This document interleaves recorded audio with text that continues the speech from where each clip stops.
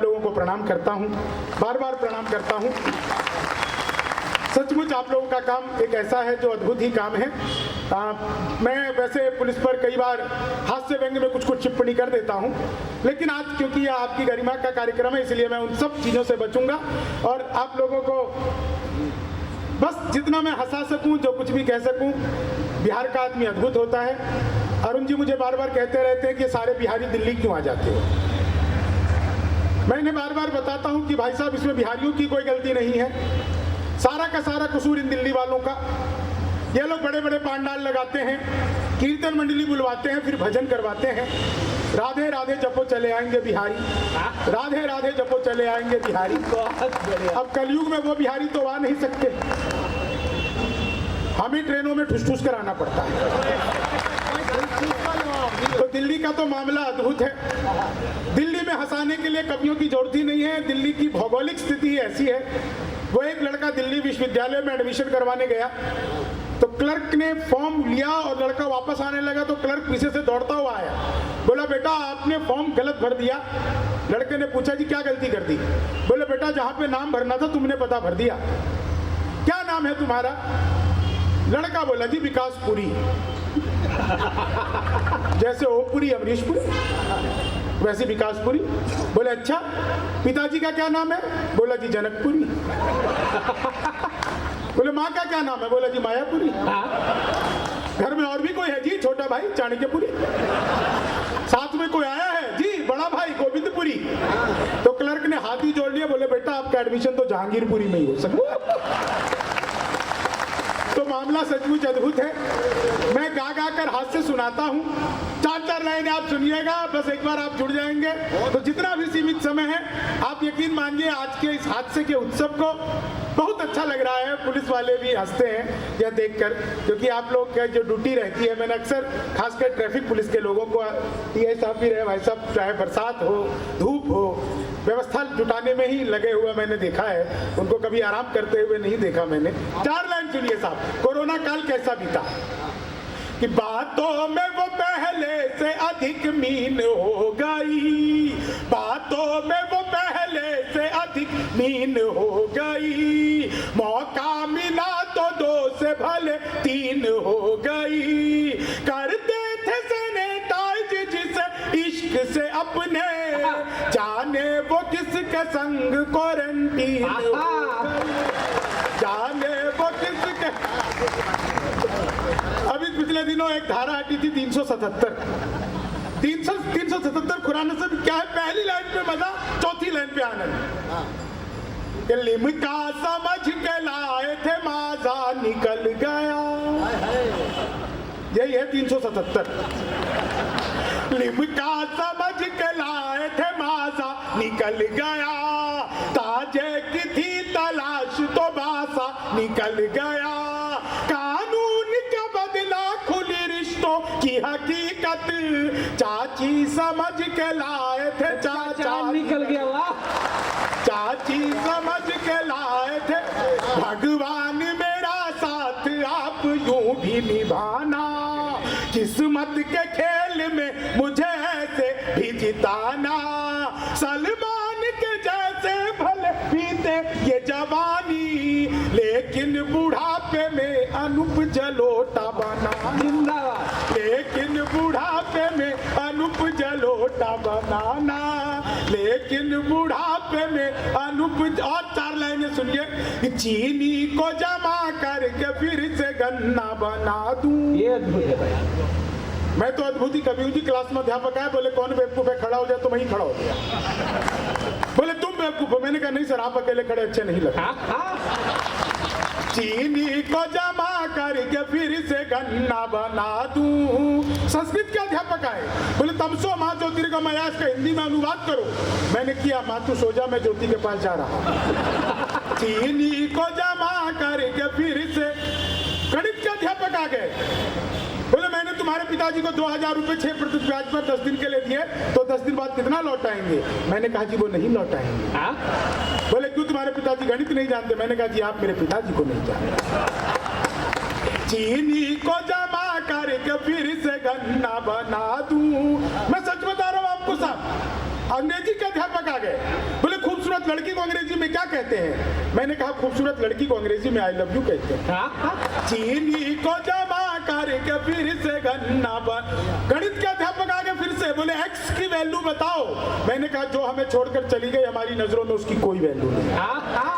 चीनी को जमा करके फिर से। मैं तो सच बता रहा हूँ, बिहार का आदमी कॉन्फिडेंस अद्भुत। इलेक्ट्रॉनिक शॉप पे गया, मैंने पूछा ये टीवी कितने का दे रहे हो? बोले हम बिहारियों को टीवी नहीं देते। मैंने कहा तुझे कैसे पता लगा? बोले निकल यहाँ से। अगले दिन में सूट बूट हैट नकली मूछे। मैंने कहा ये टीवी कितने का दे रहे हो? बोला तुझे कल भी मना किया था, हम बिहारियों को टीवी नहीं देते।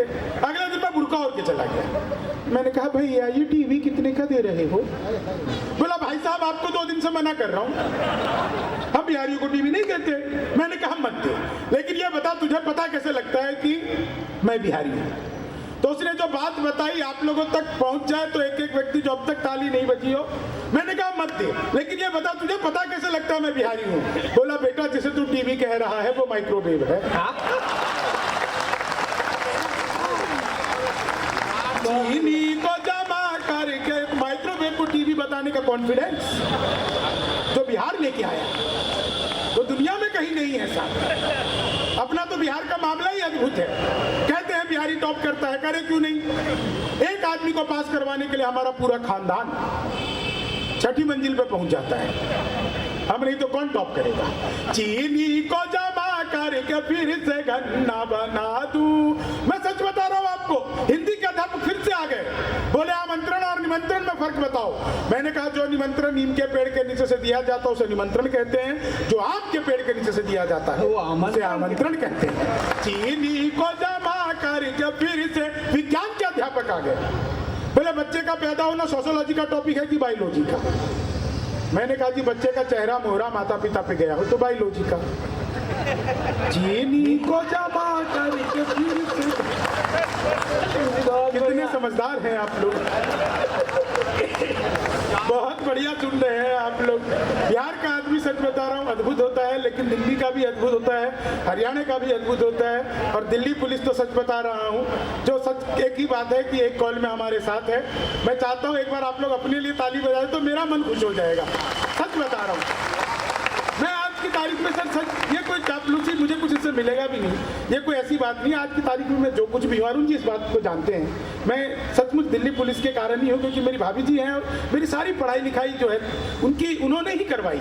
मेरे पिताजी बहुत छोटा था, मैं गुजर गया तो उन्होंने ही अपने पास पाला पोसा, तो उन्होंने ही करवाया। तो मैं दिल्ली पुलिस का अपने आप पर बहुत योगदान भी मानता हूँ और बहुत आप लोगों का सम्मान करता हूँ।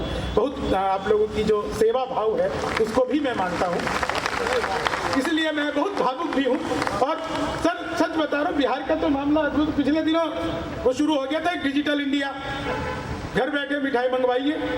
मैंने कहा ये कमाल है, अखबार में दिए हुए नंबर था, अखबार में कि इस नंबर पे फ़ोन करिए मिठाई मंगवाइए। मैंने अखबार में दिए हुए नंबर पर फ़ोन किया तो उधर से डिजिटल इंडिया शुरू हो गया।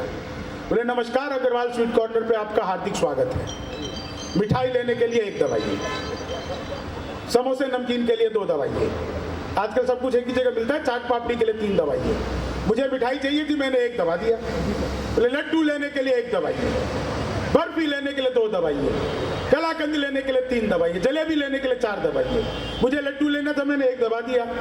बेसन के लड्डू लेने के लिए 1 दबाइए, मोतीचूर के लड्डू लेने के लिए 2 दबाइए, गोंद के लड्डू लेने के लिए 3 दबाइए, तिल के लड्डू, मुझे बेसन का लड्डू चाहिए था, मैंने 1 दबा दिया। 1 किलो लेने के लिए 1 दबाइए, 2 किलो लेने के लिए 2 दबाइए, 3 किलो लेने के लिए 3 दबाइए, 100 किलो लेने के लिए 4 दबाइए। 1 पे दबाना था, गलती से 4 दब गया। मैंने कह रहे तो फंस गए, लेकिन फंस गए तो किस बात के बिहारी। मैंने तुरंत फोन काट दिया। 1 मिनट बाद ही कॉल बैक आ गई। बोले जी नमस्कार, हम अग्रवाल स्वीट कॉर्नर से बोल रहे हैं, आपके यहाँ से 100 किलो बेसन के लड्डू का ऑर्डर आया है, मिठाई किस पते पर भिजवानी है। मैंने कहा यार ये फोन किसने किया, मुझे तो पता नहीं। घर में हम 9 भाई हैं, सबसे बड़े वाले से बात करने के लिए 1 दबाइए, उससे छोटे से बात करने के लिए 2 दबाइए, उससे छोटे से बात करने के लिए 3 दबाइए। आप लोग जोरदार तालियां बजाइए। मनहूस से चेहरों को सदा डांटता हूँ मैं, गम की बदलियों में भी खुशी छांटता हूँ मैं। भाता नहीं मुझको कोई चेहरा उदास सा, बस इसलिए ही सब सबको हंसी बांटता हूँ मैं, बस इसलिए ही। और अंतिम दो छंद कहकर मैं अपना स्थान लेता हूँ। छंद कि मित्र मिले हम चार, एक बोला सुनी यार जोश के बिना तो ये जवानी सुनी सुनी है, दूजा बोला जोश से ही काम चलता नहीं है, हौसला जो ना हो तो रवानी सुनी सुनी है, तीजा बोला मैं तो बस एक बात मानता हूँ, प्यार के बिना सभी कहानी सुनी सुनी है। मैंने कहा प्यार जोश हौसला सही है, पर हंसी ना हो तो ये जिंदगानी सुनी सुनी है। मैंने कहा प्यार जोश हौसला, जीवन में हंसी होनी चाहिए साहब, हंसी नहीं है तो कुछ भी नहीं है। मैं सच बता रहा हूँ आपको, वो एक लड़का चला गया इंटरव्यू देने के लिए, अरुण जी बिल्कुल नया से सुनो, वो इंटरव्यू देने चला गया, बॉस ने उसका रिज्यूम देखा, बोले यार तुम तो फ्रेशर हो, कैसे तुम्हें नौकरी मिलेगी? बोले जी सेल्समैन की दे दो। अच्छा जिसे कुछ नहीं मिलता उसे सेल्समैन की मिल जाती है। बोले जी सेल्समैन की दे दो। बोले बेटा तुमने तो वो भी नहीं किया। बोले सर मैं करके दिखा सकता हूँ। बोले अच्छा करके दिखा सकते हो, ये मेरा लैपटॉप है, मुझे बेच के दिखाओ तभी तो मैं तुम्हें दूंगा, दो एग्जाम्पल दो। बोले सर ठीक है। उसने लैपटॉप उठाया, बोले सर मैं दरवाजे से अंदर आऊंगा, आपके रूम से बाहर जाता हूँ, अंदर आऊंगा, फिर मैं आपको इस लैपटॉप की खूबी बताऊंगा, आप मना करना, मैं आपको बेचने की कोशिश करूंगा, फिर देखना कि मेरा टैलेंट कैसे है, मैं आपको बेच के दिखा दूंगा। बॉस ने उसे लैपटॉप दे दिया, लड़के ने लैपटॉप दिया और लेके भाग गया। 4 घंटे तक वापस नहीं आया। बॉस को टेंशन हो गई, रेज्यूम देख करके उसका फोन नंबर लगाया, बोले भाई कहाँ रह गया, मेरा लैपटॉप दे दे, तेरे को नौकरी देने के चक्कर में मेरी खुद की चली जाएगी, उसमें बहुत सारे इंपॉर्टेंट डॉक्यूमेंट है। तो लड़का बोला सर मैं दे तो दूंगा, लेकिन ये बताओ खरीदोगे कितने का? तो मामला अद्भुत है। एक और छंद सुनिएगा और मैं फिर अपना स्थान लेता हूँ।